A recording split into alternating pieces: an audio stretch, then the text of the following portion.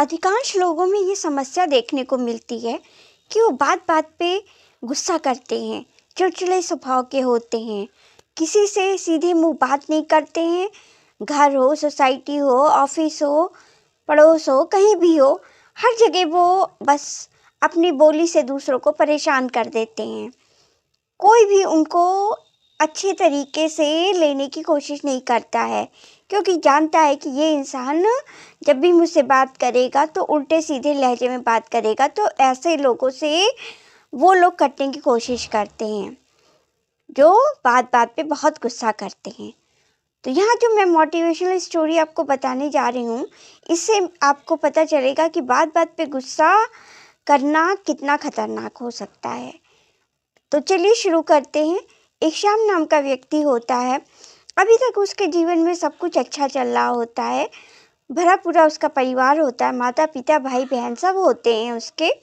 एक अच्छी सी जॉब होती है जहाँ वो अच्छे से परफॉर्म करता है, जितनी भी टाइमिंग उसकी जॉब की होती है सब कुछ अच्छे से चल रहा होता है, क्योंकि अभी उसके सर पे जिम्मेदारियों का बोझ नहीं है। केवल उसको अपनी सर्विस निभानी है और घर आना है। घर पे भी उसको किसी तरह का बोझ महसूस नहीं होता है, तो सब कुछ ठीक ठाक चल रहा होता है।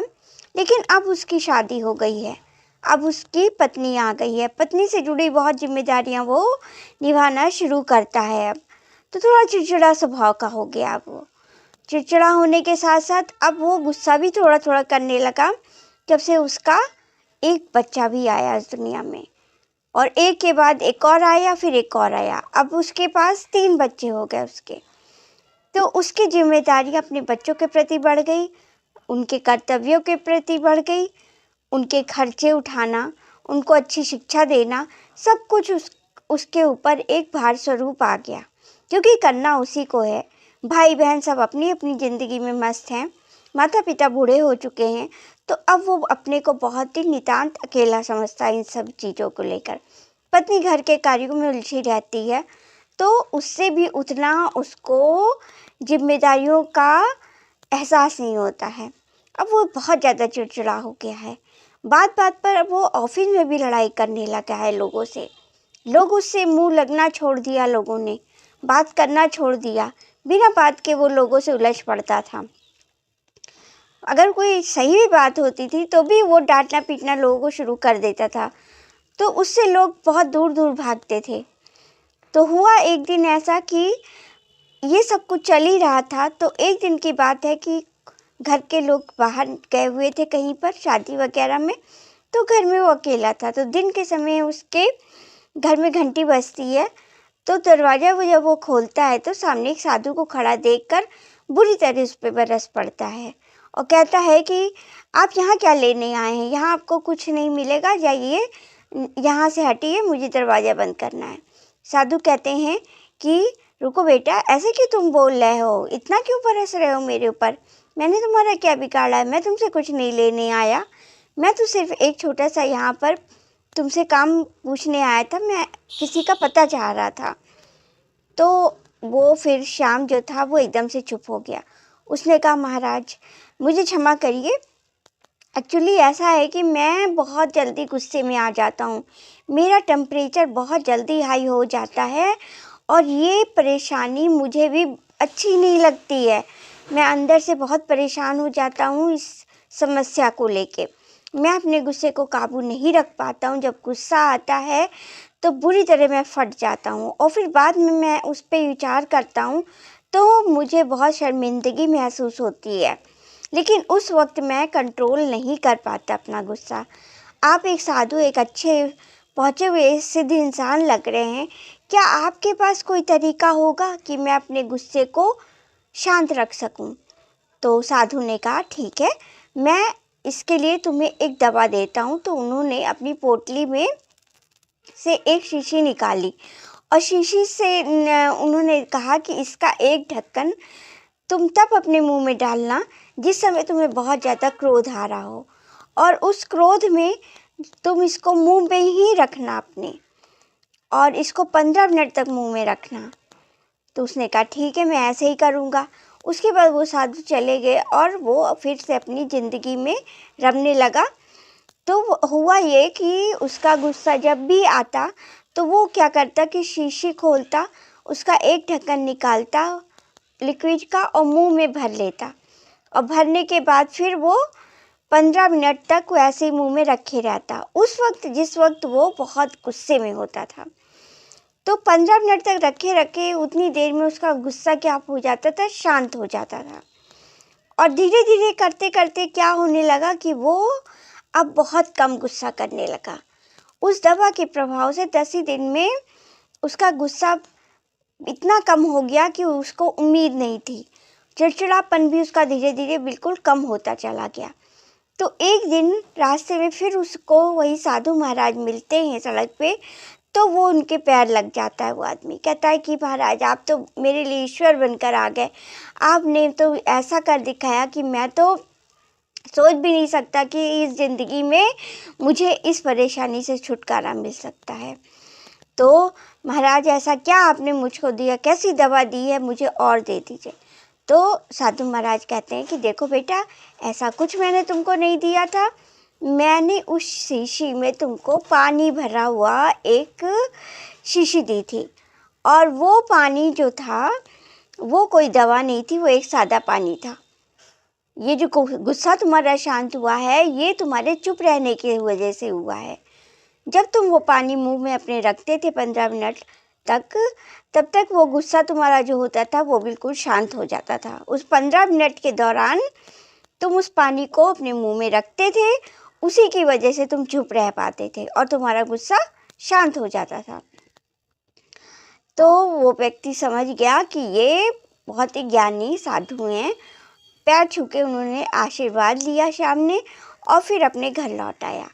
अब क्या होगा, अब वो समझ गया था कि ये गुस्सा जो मेरा है उसमें क्या करना है मुझे, कि चुप रहना है, और चुप रहना है, गुस्से को सहना है। जब गुस्से को मैं सहना शुरू कर दूंगा तो मेरे सामने इस तरह की कोई समस्या ज़िंदगी में नहीं आएगी। देखिए, छोटी छोटी बातों पे जो वो गुस्सा करता था उसका मेन कारण क्या था फ्रेंड्स? मेन कारण उसका ये था कि वो अपनी जिम्मेदारियों को ठीक से निभा नहीं पा रहा था, अपने कर्तव्यों से वो भाग रहा था, उससे उसको डर लगता था, अपनी जिम्मेदारी अपनी कर्तव्यों से। क्योंकि देखिए, शादी को होना कोई खेल नहीं होता है। आप जब पढ़ लिख के आगे बढ़ते हैं, नौकरी करते हैं, तो पढ़ाई लिखाई के समय आप ज़्यादा फ्री महसूस करते हैं, और जब आप जॉब करने लग जाते हैं तो उस वक्त आप और जिम्मेदार इंसान बन जाते हैं।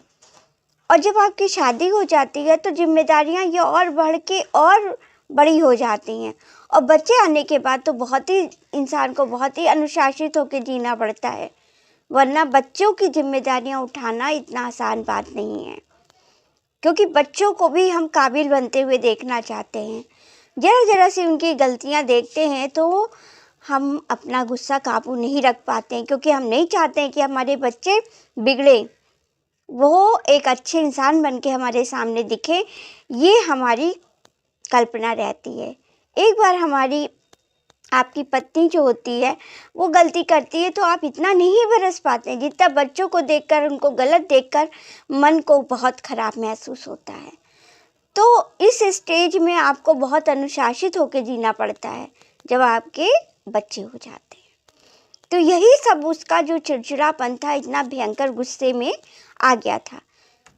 जहाँ पर वो घर में जब होता था तब अपने बच्चों के ऊपर छोटी छोटी बात पे गुस्सा हो जाता था, और इससे उसकी मन स्थिति खराब रहती थी अंदर से। और जब वो सुबह ऑफिस पहुँचता था तो बिना बात के लोगों पे परस पड़ता था। तो जो ऑफिस के उसके कॉलीग्स थे, कर्मचारी थे, वो क्या होने लगे थे, उससे परेशान रहते थे, उससे खफा रहते थे। धीरे धीरे उन्होंने दूरियां उससे बना ली, यहाँ तक कि कुछ लोग उसके दुश्मन टाइप के हो गए थे। बिना बात के उसके पीछे पड़े रहते थे वो लोग, उसके काम को खराब करने के लिए।